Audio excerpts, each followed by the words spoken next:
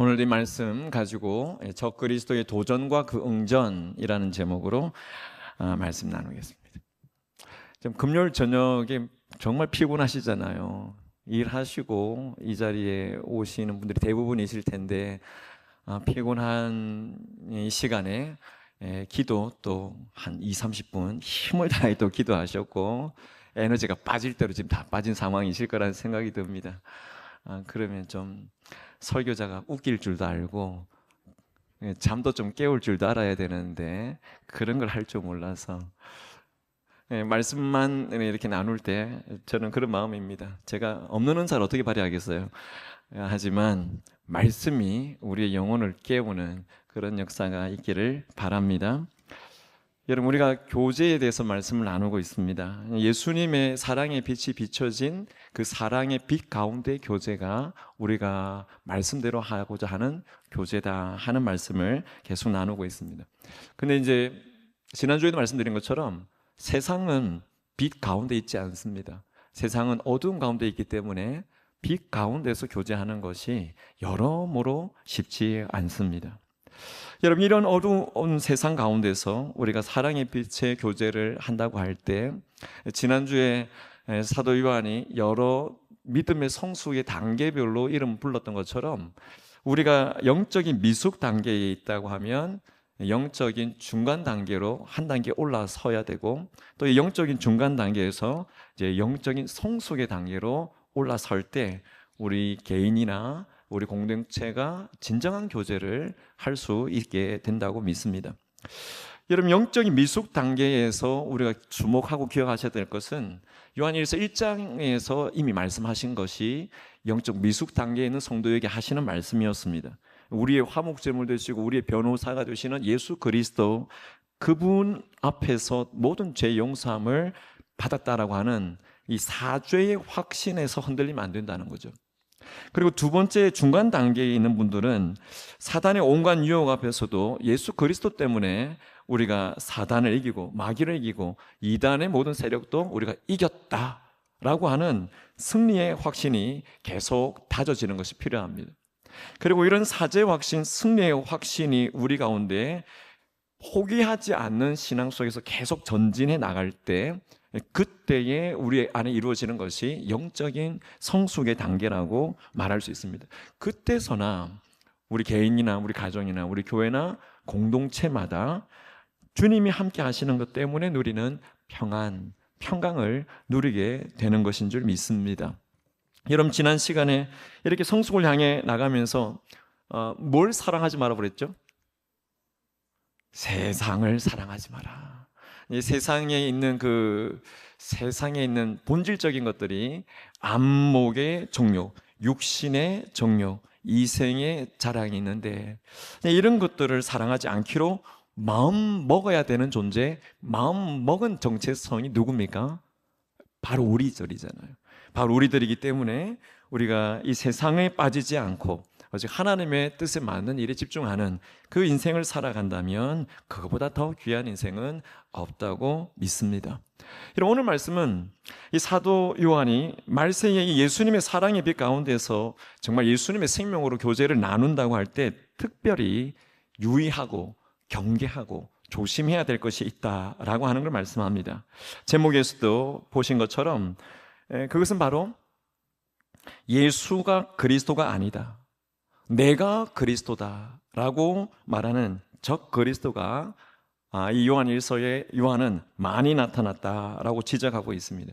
다시 말하면 사랑의 빛 가운데서 예수님의 생명이 교류되는 그런 나눔이 참된 교제라고 할 수 있는데 예수 그리스도의 정체성, 예수님의 제자라고 하는, 나는 예수님이 그리스도라고 하는 걸 분명히 믿는 이 정체성을 우리가 확신하고 있으면서 이 빛 가운데 교제가 이루어져야 되는데 그걸 위협하고 있다는 겁니다. 예수님이 그리스도가 아니다, 예수님이 구원자가 아니다, 우리의 믿음은 잘못된 것이다 라고 하는 이 정체성을 흔들면서 위협하는 것이 세상이기 때문에 오늘 이 위협에 대한 경고를 우리에게 하시고 계십니다. 하나님, 오늘 저는 예수님의 그리스도로서의 정체성에 관한 문제, 세상은 계속 우리에게 도전합니다.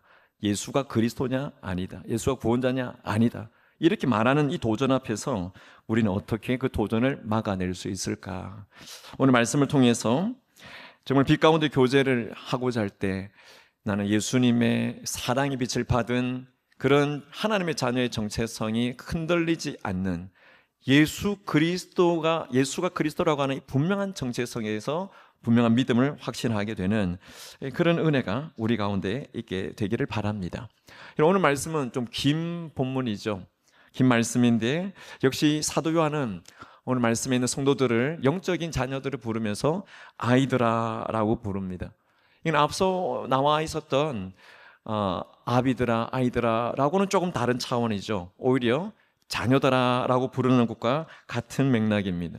그래서 오늘 말씀의 18절부터 27절까지 크게 한 세 단락으로 나누어서 말씀을 나눠볼 텐데요. 첫 번째 단락에 보시면 첫 번째 단락에는 이 사도 요한이 세상 말세다. 두 번째로 적그리스도가 많이 나타났다. 세 번째로 적그리스도는 본래 교회에 있었는데 교회에서 나간 자들이다. 이런 이야기를 하고 있습니다. 그래서 우리가 오늘 이 말씀의 주의와 경고를 들으실 때 첫 번째 단락에서 요한이 뭘 말씀하시는지 조금 더 구체적으로 보실 수 있으면 좋겠습니다. 첫 번째는 같이 한번 읽어보십시오. 지금 말세다. 여러분 동의가 되고 공감이 되십니까? 지금이 말세다. 요한은 18절 말씀에 그렇게 말합니다. 지금은 마지막 때라. 그렇게 말합니다. 이 마지막 때는 말 그대로 마지막 시간 또는 마지막 날들을 표현하는 것입니다.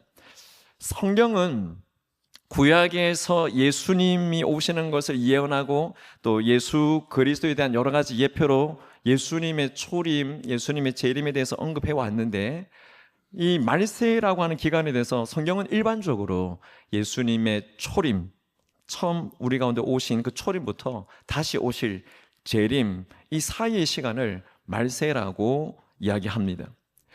우리가 오순절 성령 강림 사건에 베드로 사도가 구약의 선지자 요엘 선지자의 말을 인용하면서 말세에 내가 성령을 부어주리라 하시는 그 예언이 이루어졌다라고 하는 설교를 했잖아요. 예수님께서 부활하신 후에 승천하시고 성부 하나님으로부터 성령을 받아 교회에 부어주신 것이 성령이신데 베드로는 이 성령 강림이 말세에 이루어진 구약의 예언의 성취다, 그런 이야기를 합니다. 이렇게 보면 말세가 초림부터 재림인가, 또 다른 해석이 있는가, 이렇게 또 생각이 되는데 이 말세라고 하는 것은 문맥을 따라서 성경 안에서 다양한 뉘앙스로 나타날 수 있습니다. 근데 가장 일반적으로 성경에서 말세라고 하면 예수님의 오신 초림부터 말세까지를 이야기한다고 볼 수 있습니다. 근데 오늘 말씀에 보면 여러분 요한이 지금 마지막 때다라고 말하고도 지금 몇 년이나 더 지났을까요? 한 2000년 이상 시간이 지났습니다. 2000년 이상 시간이 지났는데 2000년 뒤에 이 서신을 읽어보는 우리로서는 마지막 때다라고 그때 표현했던 것이 너무 성급한 것 아닌가? 왜 이런 말을 했을까? 이런 생각을 하게 됩니다. 여러분, 천년이 하루와 같은 시간으로 가지고 계신 것이 우리 하나님이시죠. 영원하신 하나님의 시각으로 보면 이 말세는 마지막 때, 마지막 시간, 이렇게 해석해도 전혀 문제가 없습니다. 하지만 예수님께서 도둑이 예측하지 못하는 시간에 오신다고 하신 것처럼 생각하지 못한 어느 알지 못하는 시간에 예수님이 재림하실 거다, 이렇게 말씀하신 것 때문에 사실 요한이 지금 마지막 때다라고 하는 것은 우리에게 더 의미가 있습니다. 예수님께서 반드시 세상 종말과 함께 재림하신다는 사실 여러분 믿습니까? 예수님의 재림은 반드시 있습니다. 성경에서 계속 예수님의 재림에 대해서 예고하시고 또 그때 어떤 일이 일어나는지 여러 가지 징조들을 말씀합니다. 전쟁이 있을 거다, 기근이 있을 거다, 미움과 불법이 있을 거다, 온 나라에 복음이, 온 세계에 복음이 전파되어야 된다, 여러 가지 징조를 말씀하시고 그러면서 재림의 정확한 시간은 나도 모르고 오직 누구만 아신다고 그랬습니까? 아버지만 아신다고 주님께서도 그렇게 말씀하셨습니다. 여러분, 우리는 말세의 징조와 같이 이 사람들의 이런 인간성이 파괴되는 여러 가지 환경적인 문제들, 또 실제로 환경이 파괴되는 여러 가지 일들이 일어난다고 징조에서 말씀하고 계시고, 또 실제 우리의 삶의 주변에서도 보고 있습니다.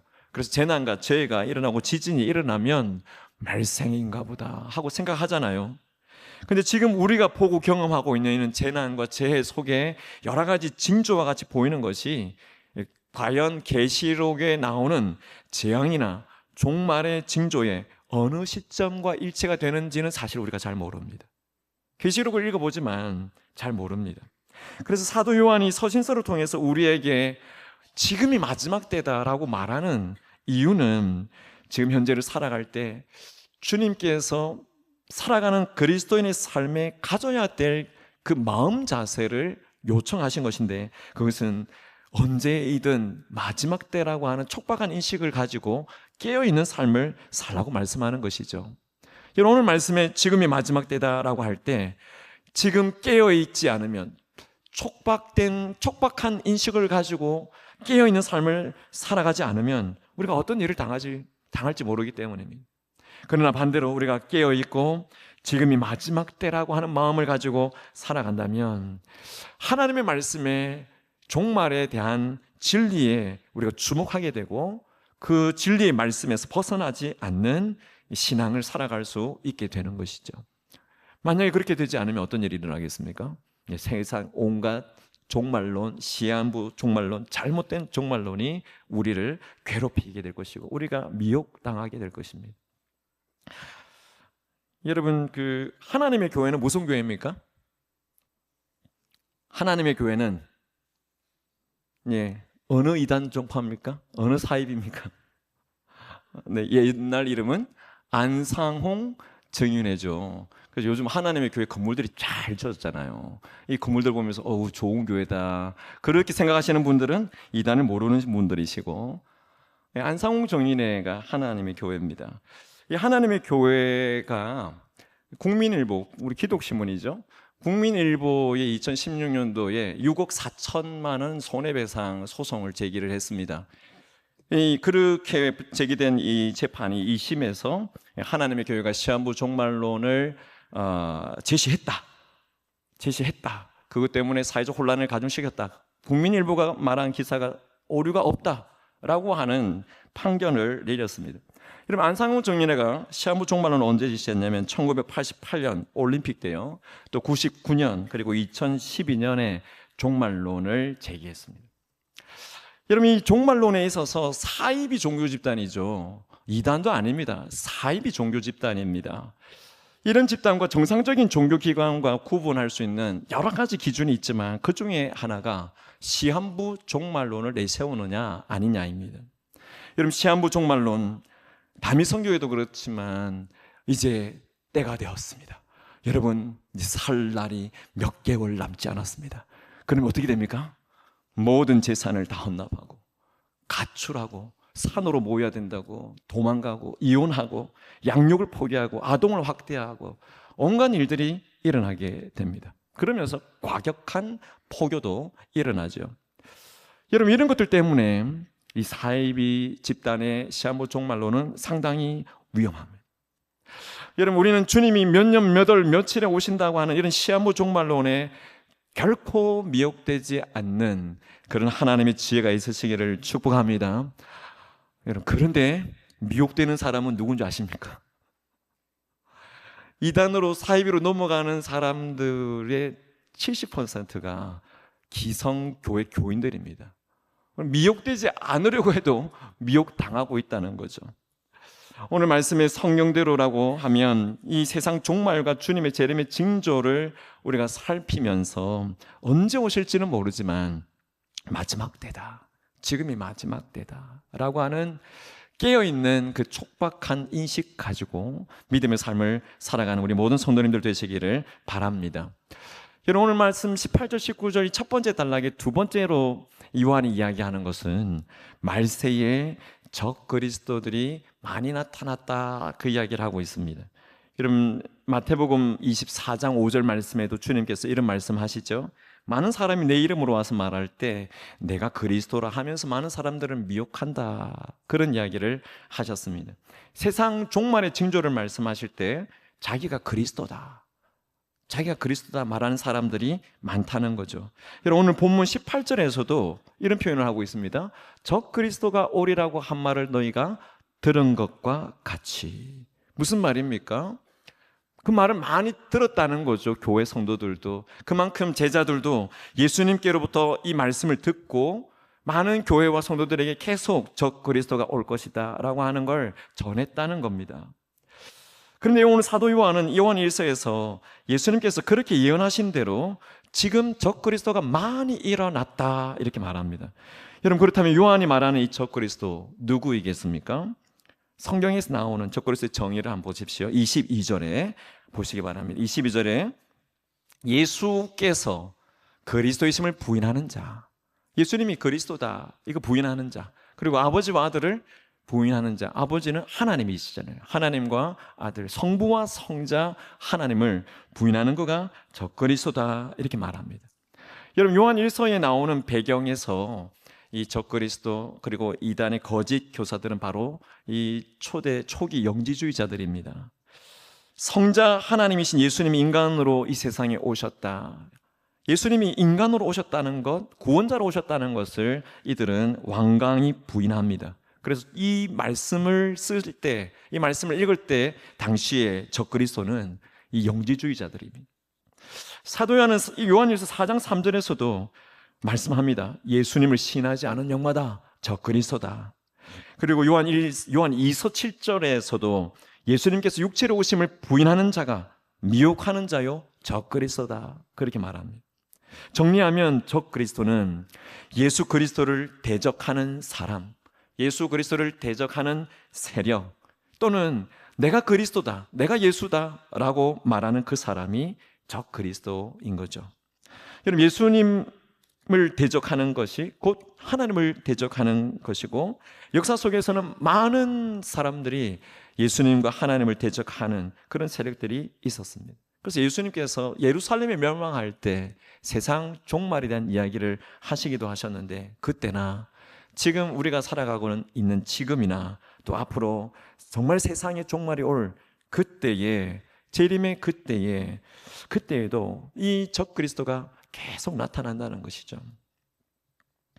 여러분 이단 연구가인 진용식 목사님이라고 하는 분이 지금은 이제 나이가 많이 되셨는데, 여러분 한국에는 적어도 몇천 명 이상의 성도들을 거느리고 있는, 소위 그들의 입장에서 성공한 자칭 재림주가 40여 명이 있다 이렇게 이야기합니다.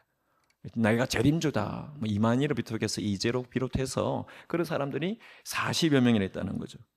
실제로 자칭 재림주는 아마 몇백 명이 더 될 것이다 이렇게 이야기를 합니다. 그래서 저희가 알기로도 대충 듣기로는 한 200명의 자칭 재림주가 있다 그렇게 알고 있습니다. 여러분 이 통계가 얼마나 정확한지는 모르지만 우리나라에 자칭 재림주가 많습니다. 정말 자칫 잘못하면, 자칫 잘못된 어떤 그 미혹당하면 금방 그런 곳에 빠집니다. 여러분 신천지를 비롯한 이 사회종파가 자칭 재림주를 성경에 끼워 맞출 때, 우리 지난 그 신천지 교리 비판 우리 할 때 들으셨잖아요. 구약은 성부 하나님이, 신약은 성자 예수님이, 그리고 마지막 세 번째 시대는 성령 하나님이신 보혜사 시대가 오는데, 그 보혜사가 바로 우리 선생님입니다.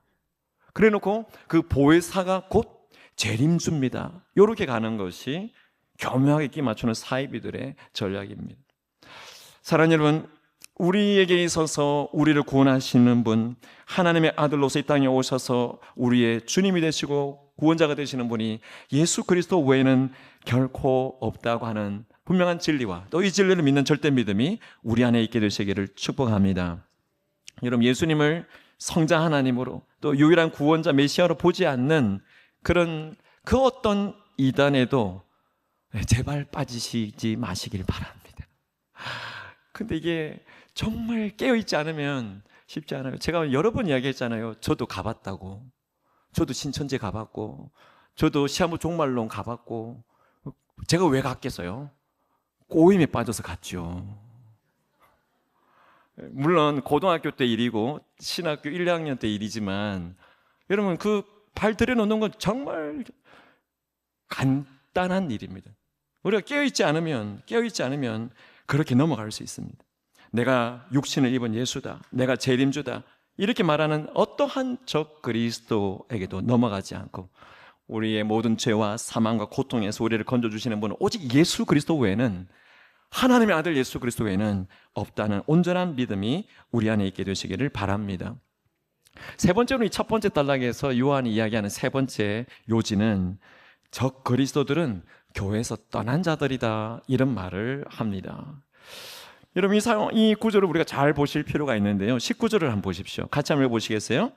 그들이 우리에게서 나갔으나 우리에게 속하지 아니하였나니 만일 우리에게 속하였더라면 우리와 함께 거하였으려니와 그들이 나간 것은 다 우리에게 속하지 아니함을 나타내려 함이니라. 여러분 여기서 요한 당시에 이 영지주의 이단, 이 적그리스도들이 여기서 표현하고 있는 우리라고 하잖아요. 이 우리는 교회를 말합니다. 이 교회에 소속되어 있다가 교회에서 나간 자들이라고 표현하고 있습니다. 여러분 요즘 이단들도 마찬가지입니다. 대부분 이단이 다 교회에 소속되어 있다가 이 교회에서 나가서 자기들이 이단 집단을 만든 거죠. 누가 하나가 교주가 되고 싶어서 자기들이 나가서 교인들을 미혹하면서 세력을 확장해 가고 있는 것입니다. 지금 영지주의 적그리스도들이 교회에서 나간 것은, 오늘 말씀을 잘 보면 원래는 교회에 속해 있지 않았기 때문입니다. 교회에 속해 있다가 나간 것은 맞으나 이건 눈에 보이는 교회를 말하는 것이고요, 원래 교회에 속해져 있다고 하는 것은 눈에 보이지 않는 교회를 말하는 겁니다. 그들이 만약에 참된 성도였다면 이 교회 안에 계속 머물러 있었겠죠. 그들이 교회에 머물러 있지 않고 나갔다고 하는 것은 본래 참된 교회, 눈에 보이지 않는 그 교회에 소속되어 있지 않았기 때문입니다. 여러분 참된 교회는 반드시 예수님이 성자 하나님이시고 세상에 인간으로 오셔서 구원 사역을 담당하신 구원자라고 하는 것을 분명히 믿습니다. 그러나 적그리스도는 그런 믿음이 없습니다. 그들이 교회에 머물지 않고 나간 것은 원래 이 믿음이 없었고 원래 이 교회 안에, 참된 교회 안에 소속되어 있지 않았기 때문이죠. 여러분 예수님께서도 이와 같은 이야기를 성경에서 많이 합니다. 알곡과 뭐가 있다고 그랬죠? 가라지가 있다. 여러분 우리가 잘 알지 못할 정도로 알곡과 가라지는 섞여 있습니다. 어떤 신학자가 말하는데, 보이는 교회 안에는 보이지 않는 교회가 있다.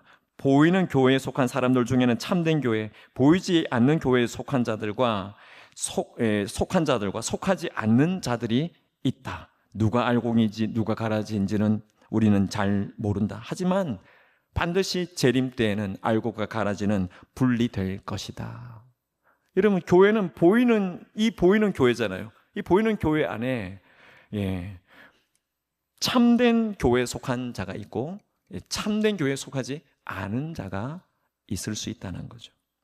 사랑하는 여러분, 우리가 분명히 아는 것은 교회에 소속되어 있다가 교회를 떠나 이단으로 넘어간 사람들이 다시 돌아오는 사람들은 알곡입니까? 가라지입니까? 다시 돌아오면 알곡이 될 수 있는 거죠. 알곡일 수 있는 거죠. 알곡이라면 다시 돌아오겠지만 가라지는 돌아오지 않습니다. 여러분 제가 이 말씀드리면 우리 교회에서 지난 10수년 동안 이 곳을 떠나서 이단으로 간 사람들이 아마 생각나실지 모르겠습니다. 여러분 그들이 다시 돌아온다면 그들은 알곡일 겁니다. 그러나 돌아오지 않는다면 가라지일 수 있습니다. 여러분 우리나라 개신교회 교인들 중에서 알곡과 가라지가 얼마나 될까? 알곡과 가라지를 단지 이단으로 떠났다가 다시 돌아오는 자, 돌아오지 않는 자를 이야기하는 이 좁은 개념 안에서 이야기해 보면 알곡과 가라지에 대해서 앞서 말씀드렸던 이단 전문가이신 진용식 목사님은 이런 이야기를 합니다. 한국에서 이단에 빠진 사람은 200만 명에 달합니다. 10년 전의 이야기예요. 지금까지 통용되고 있는 이야기입니다. 근데 개신교인이 천만이 아니잖아요. 850만인데 그중에 200만 명이라면 상당히 큰 수입니다. 몇 퍼센트입니까? 20% 이상 되는 거잖아요. 이 정부의 인구조사 센서스가 나오면 이 이단으로 빠진 사람들, 200만이나 되는 사람들이 종교란에다가 다 개신교라고 쓴다는 거죠. 그러니까 매달 정통교회에서 성도가 1만 명이 사이비 종교로 넘어간 것 아니냐라고 보는 것이 이 이단 전문가인 진용식 목사님의 견해입니다.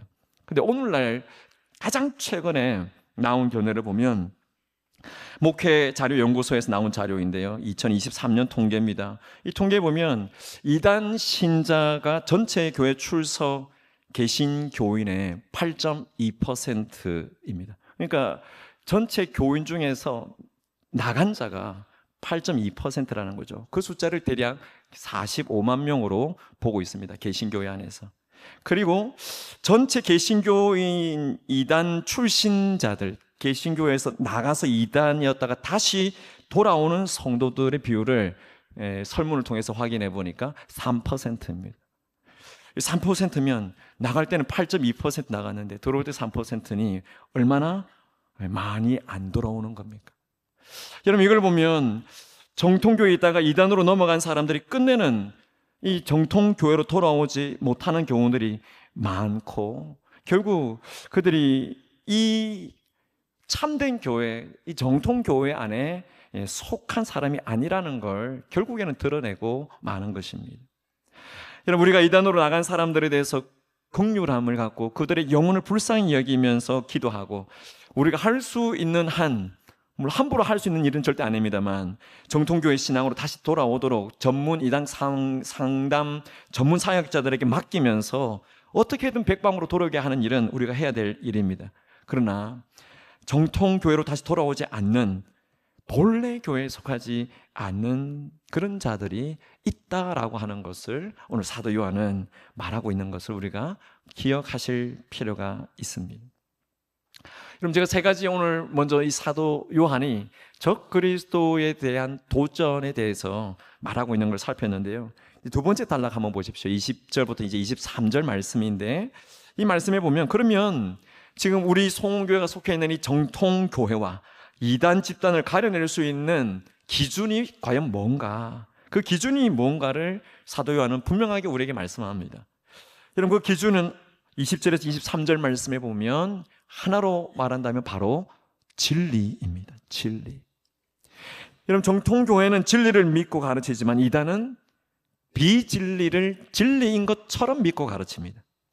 여러분, 정통교회가 가르치는 진리와 이단 집단의 가르치는 그 비진리, 거짓은 어떻게 다른가? 앞서도 이야기한 부분입니다만 여러분 성경을 통해서 한 번 더 보십시오. 20절에 보시면 같이 읽어봅니다. 너희는 거룩하신 자에게서 기름 부음을 받고 모든 것을 아느니라. 모든 것을 안다라고 말할 때 이 모든 것이 바로 진리를 말합니다. 21절에서 조금 더 설명하고 있는데요. 한 번 더 읽어보십시오. 내가 너희에게 쓰는 것은 너희가 진리를 알지 못하기 때문이 아니라 알기 때문이요, 또 모든 거짓은 진리에서 나지 않기 때문이라. 여러분, 여기서 진리를 너희가 알기 때문에 지금 쓰고 있고, 또 모든 거짓에서는 진리가 나오지 않는다라고 하는 걸 분명하게 말하고 있습니다. 여기서 이 20절과 21절을 보면 이 모든 것은 바로 성경이 말하는, 하나님께서 우리에게 주신 바로 그 구원의 진리를 말하는 것입니다. 그래서 이 말씀처럼 모든 진리와 모든 거짓을 구분하여 알게 하시는 것이 우리 안에 역사하시는 성령의 역사이시고, 성령께서 깨닫게 해주실 때 구원에 필요한 모든 것을 우리는 알게 된다는 사실을 기억하시기를 바랍니다. 그래서 우리는 진리와 비진리를 구분해서 알고, 그래서 그 예수 그리스도와 하나님을 대적하는 적 그리스도를 구분해서 알 수 있게 되는 것이 바로 이 진리 때문입니다. 오늘 요한은 이 22절, 23절에서 진리가 무엇인지 분명하게 지적하고 있고 비진리가 무엇인지 분명하게 지적합니다. 여러분, 22절, 23절 한번 보십시오. 같이 읽어보시겠습니다. 거짓말하는 자가 누구냐? 예수께서 그리스도이심을 부인하는 자가 아니냐? 아버지와 아들을 부인하는 그가 적 그리스도니, 아들을 부인하는 자에게는 또한 아버지가 없으되 아들을 시인하는 자에게는 아버지도 있느니라. 여러분, 당시 초기 이 영주주의자 이단이 지난 주일에도 말씀드렸잖아요. 영은 선하고 육은 악하다. 그래서 이 영육의 이원론을 주장을 합니다. 하나님은 선한 영이시기 때문에 어떻게 그런 하나님이 악한 인간의 몸에 육체를 입고 이 땅에 올 수 있느냐? 그럴 수 없다. 그래서 부인하는 겁니다.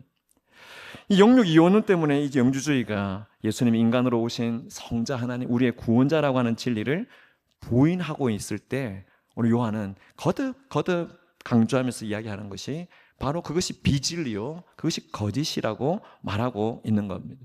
그렇게 말하는 그들을 향해서 적 그리스도다 말하고 있습니다. 사랑하는 여러분, 오늘날에 만연하고 있는 비진리, 거짓, 여러 가지가 있는데 오늘 이 말씀 속에서 비진리, 거짓을 우리는 모든 것 진리 안에서 분별하는 것이 필요한 줄 믿습니다. 여러분, 이 속담 어떻게 생각하십니까? 제가 여러 번 말씀드렸습니다. 누구나 다 한양 가는 거 좋아하잖아요. 서울 가는 거 좋아하잖아요. 뭐로 가도 어디 가면 된다고요? 서울만 가면 된다. 이 속담을 좋게 여기십니까? 저는 이 속담 별로 좋지 않은 것 같아요. 근데 이 신앙에 있어서도 이 기독교의 진리를 훼손하는 것도 이 속담에 있습니다. 여러분, 기독교이든 타종교이든 어떤 종교이든 하나님께로만 가면 천당 가는 거 아니냐? 그럼 모든 종교가 다 하나님께로 천당으로 갈 수 있다고 말합니다. 그래서 어떤 사람은 예수 믿어야 구원받는다 이렇게 말하면, 여러분, 우리가 너무나 많이 경험하잖아요. 어떻게 그런 편협한 사상을 가지고 있을 수 있느냐? 우리 전도할 때마다 당하는 일이지 않습니까? 어떤 학자는 말합니다. 종교들 간에 하나님을 중심으로 해서 원형을 딱 그리고 모든 종교가 하나가 되게 하자 이렇게 말합니다. 이걸 무슨 사상이라고 그러죠? 네, 종교를 하나로 만드는 종교 다원주의 사상이죠. 잘못된 비진리입니다. 근데 오늘날에 가장 횡행하고 있는 비진리입니다. Understand the times라고 하는, 우리말로 번역하면 시대를 이해하라라고 하는 그 국제단체가 한 기사를 냈는데요. 이런 과거의 미국 대통령인 오바마가 대통령일 때 오바마가 연례 조찬 기도에서 이렇게 기도했다고 이 기사를 냈습니다. 모든 신앙이 선한 사람들이 매일 주님의 일을 하고 있습니다. 우리들의 차이점들이 모두 다리로 연결되고 우리 모두 속에 계시는 하나님이 우리를 하나로 모으시기를 기도합니다. 여러분, 모든 종교인들에게 한 이야기예요. 우리 속에 계시는 모든 종교인들에게 하나님이 계시는데 그 하나님이 우리를 하나 되게 하기를 원한다. 뭡니까 이거? 종교다원주의죠. 인포머즈라고 하는 그 단체에서 올해 4월 달에 돌아가신 교황, 266대 교황이잖아요. 프란시스 교황이 설교한 설교 내용에 대해서도 이렇게 발췌 오픈을 했습니다. 무슬림에 대해서 설교를 할 때 이런 설교를 했습니다. 그들은 아브라함의 신앙을 가지고 있고 우리와 함께 마지막 날에 인류를 심판하실 긍휼이 많으신 한 하나님을 숭배하고 있다는 것을 우리는 결코 잊지 말아야 합니다. 여러분, 이슬람과 천주교와 또 기타 여러 개신교회가 한 하나님을 믿고 있다고, 그래서 그들을 불쌍히 여겨야 된다, 그 이야기를 교황이 한 것입니다. 여러분, 이것이 천주교의 실체요 종교 다원주의입니다. 여러분, 지난 특세에 오셨던 유흥열 목사님께서 간증하셨던 기억 혹시 나십니까? 미국의 국회 조찬 기도의 초청을 받아서 그 기도의 마지막 그 기도를 할 때 이제 목사님에게 기도 요청이 들어왔는데 언제부터인가 그 기도 오시는 목사님들의 기도문을 검열했다고 합니다. 그래서 마지막 기도 문장을 모든 종교의 하나님의 이름으로 기도합니다, 이렇게 해 주십시오 라고 하고 그 기도문 원고를 언제까지 주십시오 하고 메일로 요청을 했는데 목사님이 기도하다가 내가 어떻게 그렇게 기도할 수 있나, 그래서 메일을 그 기도하는 장소에 가기 직전에 올렸다고 합니다. 가기 직전에 올리시고 가서 어떻게 기도하셨겠어요? 예수님의 이름으로 기도합니다. 우리의 구원자 예수 그리스도의 이름으로 기도합니다. 그렇게 기도했다고 합니다. 물론 옆에서 웅성웅성거렸지만 몇몇의 신실한 그리스도인들이 다가와서 잘하셨다고, 정말 잘하셨다고 그렇게 격려하셨다고 합니다. 여러분, 우리는 이런 진리 안에 있지만 비진리가 우리를 엄습하고 있습니다. 여러분, 조금만 나가면 종교다원주의 이야기를 들을 수 있습니다. 조금만 한 걸음 옮겨서 나가면 행위구원론에 대해서 들을 수 있습니다. 여러분, 믿는 그리스도인들 안에서도 그런 어떤 신앙에 잘 정리되지 않은 부분들이 있을 수 있는데, 세상은 그렇게 우리를 혼란스럽게 만듭니다. 여러분, 말씀과 행함으로 또 죽음과 부활로 우리에게 하나님이신 것을 보이시고 구원자이신 것을 보여주신 분이 바로 예수 그리스도이심을 분명히 확신하는 흔들림 없는 우리의 신앙이 되시기를 축복합니다. 그리고 진리, 모든 것을 알게 하시는 하나님의 말씀의 진리를 따라가는 예수님의 제자가 다 되시기를 축복합니다. 말씀을 맺겠습니다. 마지막 단락이 남았는데요, 여기서 다루려고 합니다. 사도 요한 당시에 지금도 마찬가지지만 그때도 예수님이 하나님의 아들로 오신 인간이신 그 예수님이 구원자다, 이것에 대해서 계속 위협을 받고 조롱을 당했습니다. 그러면 여러분, 우리는 이 시대에 살면서 똑같이 예수님이 하나님의 아들로 또 인간으로, 완전한 인간으로 오셔서 구원자가 되신다, 여기에 대해서 많은 사람들이 우리를 조롱하고 위협하거든요. 그럼 우리는 어떻게 그 조롱과 위협에 응전할 것인가? 오늘 마지막 단락에서는 몇 가지 교훈으로 영적인 방어막을 칠 것을 우리에게 말씀합니다. 오늘 이 말씀을 정리하면서 우리의 기도 제목으로 삼으시면 좋겠습니다. 첫 번째는 진리 안에, 하나님 안에 거해야 된다 말씀합니다. 여러분, 24절을 보십시오. 24절에 보면 처음 들은 것은 뭡니까? 예수 그리스도께서 인간으로 오셔서 우리를 구원하신 하나님의 아들이시다라고 하는 이 진리죠. 이 진리를 예수님이 말씀하셨고 예수님께서 제자들이 또 사도들이 교회 가운데 가르쳐주신 이 진리입니다. 이 진리를 너희 안에 두라고 말씀하는 것입니다. 그러면서 하시는 말씀이 제일 마지막에 너희가 아들과 아버지 안에 항상 있어라고 말씀하는 것입니다. 여러분, 우리가 첫 번째 적용하고 또 기도해야 될 간절한 기도는 바로 이것입니다. 항상 진리 안에 거하기를 힘쓰고 항상 하나님 안에 거하기를 힘쓰면서, 하나님 안에 항상 거한다는 것은 내가 주님과 계속 동행하는 것이죠. 계속 동행하는 겁니다. 여러분, 기도의 자리에 왜 나옵니까?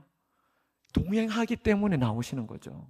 왜 간절함으로 기도하십니까? 그분과 동행이잖아요. 진리 안에 있으면서 하나님과 동행하는 것입니다.